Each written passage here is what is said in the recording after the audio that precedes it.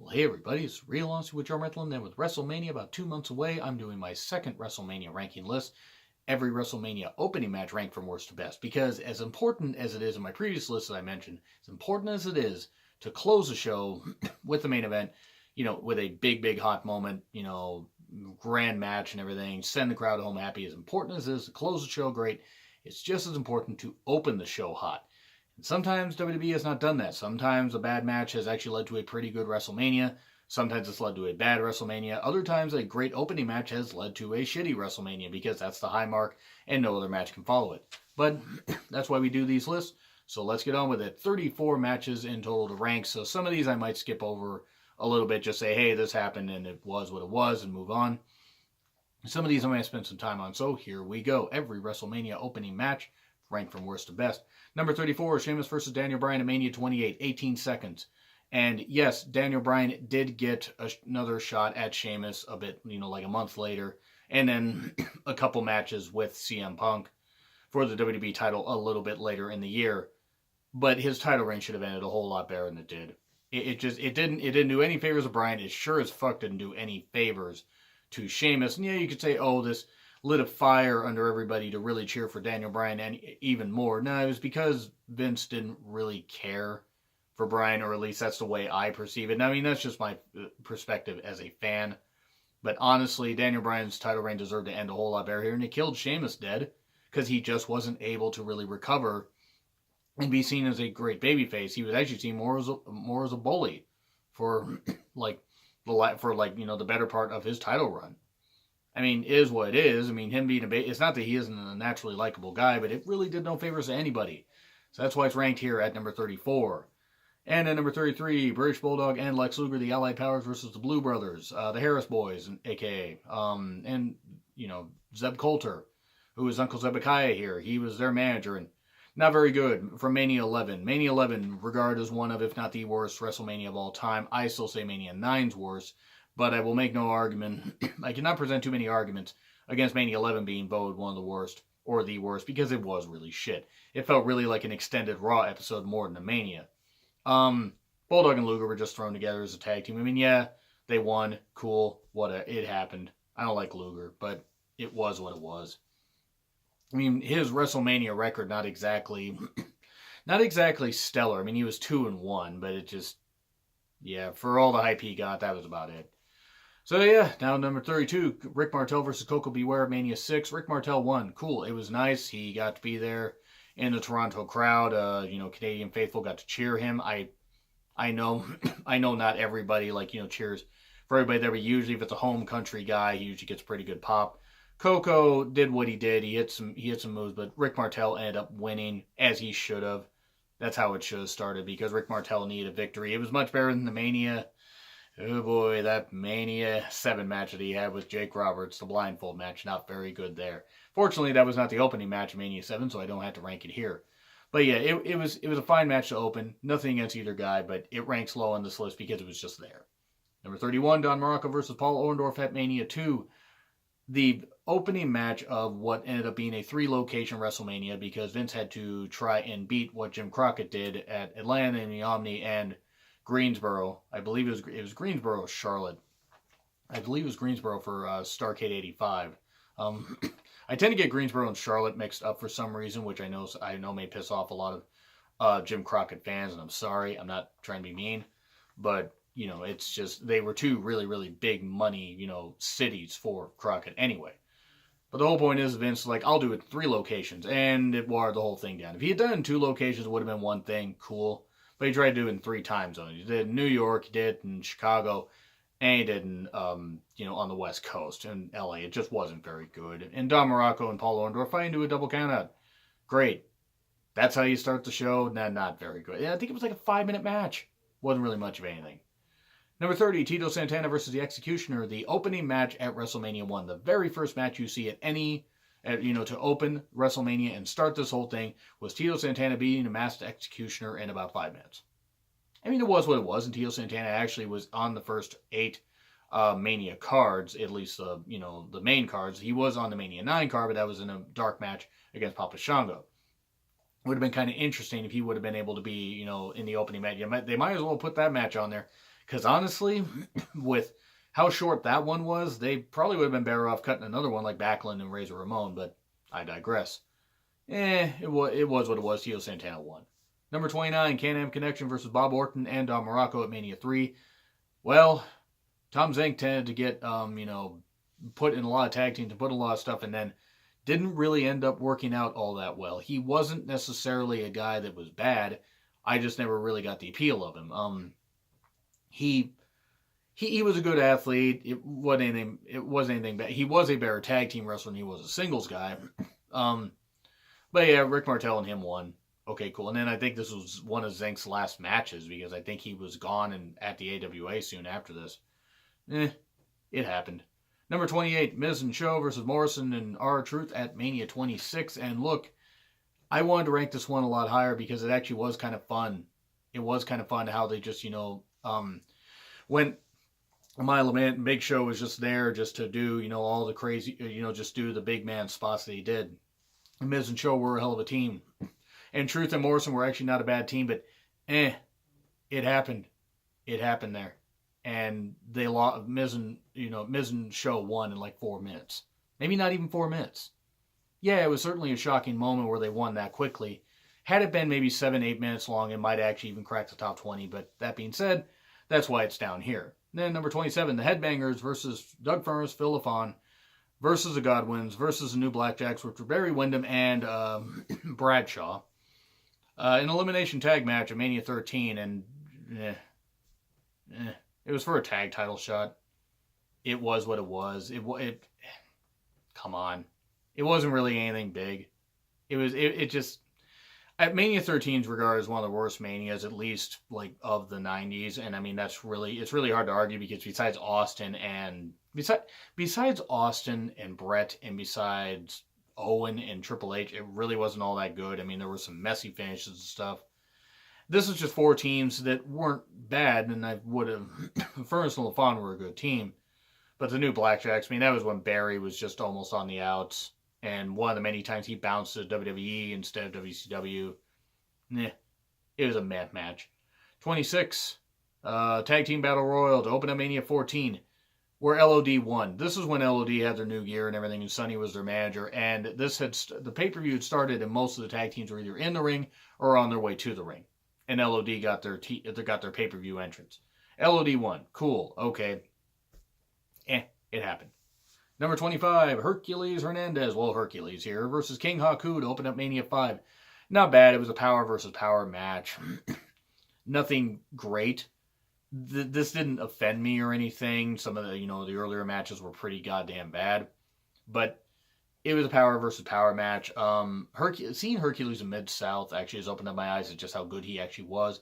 Haku, his reputation speaks for himself with how good he is, but it was essentially a throwaway match. A little bit better. Mania 5 actually was a little bit better than Mania 4. Not that the same much, but it was what it was.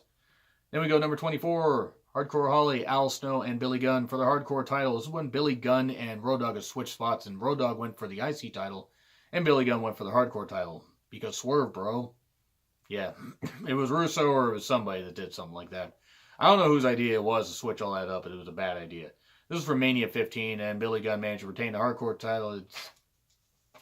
Does it really matter? It doesn't really matter. I mean, it's like Mania 15, to me, I think was almost worse than Mania 13. Because Mania 13 had a few good matches. I can name like one good match. Well, one really good match, and then like a couple that were decent. But 15 I hold in less regard because 1999 was a really hot year for WWE, despite how shit their pay-per-views were. Yeah, Billy Gunn retained the Hardcore title, but it's like it was so ridiculous. It was just pointless. Like, why? Like, and nothing against Billy Gunn, nothing against Hardcore Holly, nothing against Al Snow. It just wasn't very good. And then we go to 23. It's Big Boss Man and Bull Buchanan versus D'Lo and The Godfather. This at Mania 16, WrestleMania 2000. Ice-T wrapped Godfather and D'Lo Brown to the ring, singing Pimpin' Ain't Easy. And then Bull Buchanan and Boss Man won. Hooray! It was fine. Bull Buchanan, pretty agile guy, but hey, it was okay. This is where things are starting to get a little bit better, and I mean, one match I'm going to talk about here in just a couple minutes is ranked a bit low for some people, but I have my reasons. And then we have Carlito and Chris Masters versus Big Show and Kane for the World Tag Titles. This is for Raw for Mania 22. The idea is that Kane and Big Show had basically destroyed Carlito and Masters. They seemed unbeatable. So the idea would have been to have Masters and Carlito win here. He did not do that. Kane had to be the one that got isolated, and then you had Big Show come in, or you had Big Show get beat. The bottom line is these two monsters selling for two guys that, look, Carlito is good in the ring. Masters wasn't bad, but there was no way they were going to put a dent in these guys, and they didn't. Yeah, they used heel tactics. It was what it was. They did all this stuff, but it just wasn't very good. It was okay at times, but Kane and Big Show won. And then they would lose to the Spirit Squad sometime later. Not later in the show, but, soon after this. Which was a whole nother story for another day. But yeah, that happened. And then we go number 21. This one ranked pretty low. People are going to be surprised by it. AJ Styles versus Shane McMahon at Mania 33. I will concede it was a very well-worked match, and I will give credit to both guys, especially Shane, for trying to hang with AJ Styles. But I'm sorry, Shane should have not gotten 20 goddamn minutes with AJ Styles. I don't care how personally try to make this feud. It should have been about 10 minutes, maybe 12 at the most, and AJ should have mopped the fucking floor with Shane McMahon. That's what should have goddamn happened. And that isn't what happened. They tried to make AJ Styles a heel. And it wasn't fucking working because nobody wanted to boo AJ Styles. They like AJ Styles. Even if, he gets some boos here and there. And for his outside stuff and whatever outside the ring stuff, I'll just leave that for another video. But in the ring, he should have been able to wipe the floor with Shane. The fact that it took 20 damn minutes, not good. This was not very good at all. One of the longest matches on the WrestleMania 33 card. And that's saying something. But it was a well-worked match, but had it been shorter, I probably would have ranked it higher, but Shane should not have gotten this long with AJ.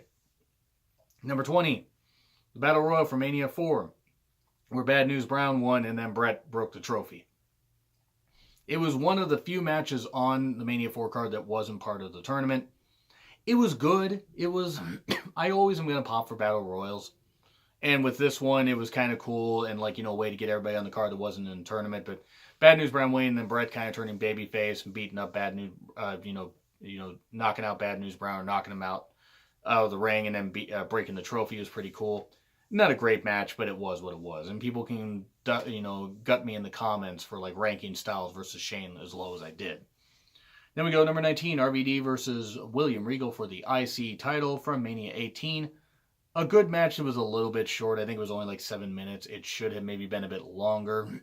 But Regal, at this point, he had been IC champion for a couple months. RVD got a run with the title, until Eddie Guerrero beat him.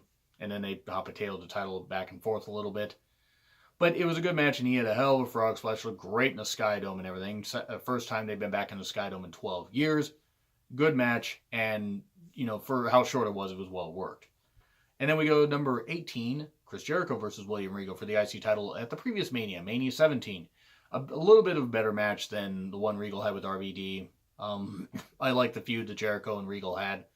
They just had some really good chemistry and everything. The whole peeing in the teapot thing and the various other antics and everything. Regal, would you please shut the hell up, and other stuff that they did. They really had some good comedy there, and I enjoyed it, and I also enjoyed this match. I thought it was well worked. And Jericho kind of having his arm hurt and everything and having it targeted because he'd been selling that arm off and on for a number of months, when he faced off against Benoit. It was a good match, though, with Regal. Not a great match, but it was a good match. It was short, but it was fun. And Mania 17, my favorite WrestleMania of all time. So there we go with number 17, Tatanka versus Shawn Michaels for the IC title at Mania 9. Yeah, a lot of IC title love here in this portion of the show. If Tatanka had won the title, I know he won but didn't win the title. If he had won the title, I will say this, I would have probably ranked this in the top 5. It gets slowed down a bit because Shawn, hate to say it, you could tell it was a politics move. You had Sherry Martel with Tatanka at ringside. You had Luna Vachon with Shawn at ringside. And this was also Sherry and Luna getting into a scrap and everything. And RIP to both Luna and Sherry. It's terrible. They both passed away. Tatanka should have won the IC title here. The fact that he didn't, really ridiculous. I really wish he had. It was what it was. Okay. Good match though. Very well worked and one of the longest matches on the goddamn show. A very, very well worked match. But the finish, Tatanka should have won. And then we go to number 16, Bulldog, Owen and Vader versus Ahmed Johnson, Jake Roberts, and Yokozuna to open up WrestleMania 12. If Yoko's team had won, Yoko would have gotten 5 minutes alone with, Jim Cornette, who was at ringside. This is right after Smoky Mountain Wrestling had closed down. Jim Cornette was there full time with WWE, and I gotta be honest, like Vader had come back from shoulder surgery way too soon. They put him in tags to make sure he could be, brought back along. But Jake Roberts wasn't in the shape he should have been. Ahmed Johnson, it's amazing he didn't injure himself or a few fans getting into the goddamn ring because he's a goddamn idiot. Just a goddamn botch machine, just whatever. Yoko at this point was so immobile. Owen and Bulldog did what they could. It was what it was. The heels ended up winning as they should have. Not bad, not great. I mean, certainly better than some of the other matches I mentioned on here, but it was nice with the idea of like two monsters colliding and Bulldog and Owen gain a spot, even if they deserved a better spot than they got, even though Bulldog would get a couple title shots at Shawn a little bit later after this event, like I believe in May and June, if I remember right. And then we go to number 15. It's another six-man tag. The Shield versus Orton, Sheamus, and The Big Show for Mania 29. Shield were still on their undefeated streak and everything, and Orton and Sheamus and Big Show are going to beat them. That's what Creative's going to do, and they didn't fuck that up, and they actually had, Big Show kind of turn on his partners after being obviously the heel of the group.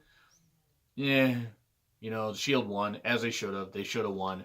And then Big Show and, Sheamus and Orton imploded. It was fine. The Shield gained the victory is part of the reason why this is on here. And also Mania 29, let's be honest, besides Punk and Taker, not the best show. And now, other people enjoyed Mania 29. I didn't. That's just where I'm leaving it. Number 14, the Rockers versus the Barbarian and Haku at Mania 7. The lone victory for the Rockers at Mania. And it was a good match. They always had good tag matches, whether they opened up Mania, the Rumble, where they were part of SummerSlam, whatever, whether they were part of like Survivor Series teams and got that kind of stuff. The important thing is the Rockers could always deliver a really good performance, and they did. Gain the victory here is really nice. I'm probably going to be watching some of these other Manias here, like in a bit, so I might actually do some reflection shows on some Manias. You let me know in the comments if that's what you want. Keep in mind, it should be 5, 10, 15, 20, 25, 30 years or whatever, that kind of stuff. It can't be 35 because Mania, I could reflect. I might reflect on the first Mania next year, but we'll see. The whole point is, though, the Rockers gained the victory. Mania 7 had to be moved indoors and everything because of the whole stuff, like of them not selling enough tickets to fill the, LA Memorial Coliseum. But this was a good match, though, and a good way to start off the show. Number 13, rather, because I saw the 7 and got confused, because I can number. Edge versus Alberto Del Rio to open up Mania 27 for the world title. And yes, I wondered why this was on first. Yeah, they beat up that car. Christian and Edge did destroy that car, and I didn't like it. But at least Edge won, and he got to go out as world champion. That was really cool. It's a shame that he had to leave so soon after because of his neck. And yeah, I wish Del Rio would have won, but in retrospect, I can totally respect Edge winning. And yeah, maybe them beating up that car, maybe that's why I ranked it a little bit lower. It was a very well-worked match, though. It honestly was. And they tried for years and years to push Del Rio, and it really didn't work. It's not that the guy wasn't talented. Attitude-wise, that's another story. But yeah, Edge got the victory, and cool. Started off WrestleMania 27 with the title being retained. And then we go to Shawn Michaels versus Tito Santana to open up Mania 8 at number 12. And yeah, it was a good match. Tito Santana was the El Matador at this point, mainly used as kind of a guy to get others over. That's what he did here. Him and Shawn had a good match, though. And Shawn was able to go over as he should have. Tito did the honors, and as well worked as it was, ranking out of the top 10, but it still was fun. And then Matt versus Ray for the Cruiserweight title at Mania 19. Almost said Mania 9. Imagine if they'd had the Cruiserweight title back in 1993. They would have had like two guys competing for it. But anyway, it was fast-paced. It was quick. They crammed like probably about 10 minutes worth of spots into like 5 minutes. It might have been 15 minutes worth of spots, but they moved well. Matt Hardy did end up getting the victory and retain the title as he should have, but Ray was the Flash, and he was too quick. Too quick for his own good, and got pinned. Yeah, Matt had to cheat to win, but it was still really, really cool and a hot opener, even if the heel won. Number 10, Mr. Kennedy, CM Punk, Edge, Jeff Hardy, Finlay, Matt Hardy, King Booker, and Randy Orton in a Money in the Bank match at WrestleMania 23. Yeah, I enjoyed this one. Mr. Kennedy won the briefcase, doing the Kenton Bomber, doing the fireman's carry off the off part of the ladder, with Hornswoggle on his shoulders. Ouch. And Matt Hardy, threatening to twist of fate Sharmell if Booker didn't get back down. Orton going nuts with some RKO spots. And Kennedy getting the victory was really, really nice, even if he had to relinquish the briefcase a little bit later because of a misdiagnosed shoulder injury. But who's to say he would, if he had cashed in, who's to say he wouldn't have had the title taken from him, like when that whole wellness bust thing happened in 2007, right after the Benoit murders. So yeah, Mania 23, that match gets ranked here at number 10. Number 9, Cena versus the Big Show at Mania 20 for the U.S. title. Good match. Cena was still over at this point. Big Show, it was really sad seeing Big Show like this, as big as he was. Now he's in healthier spirits. Looks great. Moves well. But at this point, he was a U.S. champion and beating Eddie Guerrero at No Mercy 2003. It was what it was. It happened. It was a good match, though, with Cena getting the victory and becoming U.S. champion. And that's what should have happened. Big Show was being used as a guy to get Cena over. And they would have other matches after that, but this might have been the best match that they had, at least for a good while. It was certainly better than the stuff that they would have in 2012. Yes, indeed. And even the stuff they would have in 2009. This was kind of the peak of both of them being able to work well together and everything. And Cena hitting the FU, which is now the AA, on Big Show was really impressive. That's a big guy to pick up. I don't care how much of a freak athlete you are. Picking up that much weight on your shoulders, ouch. Especially if you're not prepared. Number 8, JBL versus Finlay, Belfast Brawl, WrestleMania 24. I enjoyed this way more than I thought I should have, especially for a JBL match. But there was this, Finlay attempted a suicide dive, got hit in the head with a garbage can lid. Hornswoggle got a garbage can thrown at him, and that seemed kind of a little bit the hard way because Hornswoggle seemed hurt. But there were some good shots, some good weapon usage and stuff like that. Yes, JBL got the victory. Okay. Whatever. At that point, they were still trying to push JBL since he had just come back a few months before. But it was a good opening match and a good opening brawl. WrestleMania 24 has had actually is a pretty good show when you look back on. Bit hit and miss at parts, and the power outage at one point did not help, but it was still good. And then we go to number 7, CM Punk versus Christian versus Finlay versus Kane versus Kofi versus Mark Henry versus MVP versus Shelton Benjamin. Money in the Bank at Mania 25. This was the second straight Money in the Bank match, second straight Mania match, where CM Punk won the briefcase. And I would have put the other Money in the Bank match here, except it didn't open the show. I believe it was right after the Belfast Brawl. And this was good stuff. People were starting to sour a bit on Punk. Him and Kane were fighting up top at the end. And people were starting to boo that Punk was getting pushed. I don't know why. Maybe it's because they wanted to see him be a heel, and I knew he could be a heel. And oh God, when he was. One of my favorite feuds of all time, CM Punk versus Jeff Hardy, because I sided with Punk on that. You guys know why, if you know anything about me. But it was a good match. A lot of car crash moments, as you would expect in a ladder match. Shelton being insane. Kofi and Mark Henry being the monsters and having to be taken out. It was good stuff. And then we go to number 6, Rey Mysterio versus Eddie Guerrero, who were both the tag team champions at this point at Mania 21. Very classic match. Probably actually would have been top 3. There were a few quibbles in this, but I really can't fault either guy for working really, really goddamn hard and working just to have the best possible match that they could. Everything did flow really well, again, except for the few quibbles. Rey did end up getting the victory, and this to start the slow turn of Eddie Guerrero snapping and eventually going heel. Even though people didn't want to boo Eddie Guerrero, God, he sunk his teeth into it. My God, I miss Eddie Guerrero. Oh God, I miss Eddie Guerrero. I'm going to get sad. I'm going to move on from that. This was a really good match, though. It was as good of a match as you were going to get in 2005, because yes, they weren't at the peak of their prime like they were in WCW, but still, for what it was, yeah, Rey did have his mask issues and everything, and he had a clasp on the mask and didn't quite, stick. But It was really good, really fun, and he got the victory. And yeah, it started the slow burn for Eddie Guerrero. Really good stuff. And now we get to the top 5, where I'm gonna mention Rollins versus Miz versus Finn Balor at Mania 34 for the IC title. The most recent entry on the list, and yeah, it was damn good. It was damn good. This is how you open up a WrestleMania. This is how you open up, that. Actually, to be honest, it took a bit for any other match to really come close to topping this, or at least getting close to it, and close to equaling it.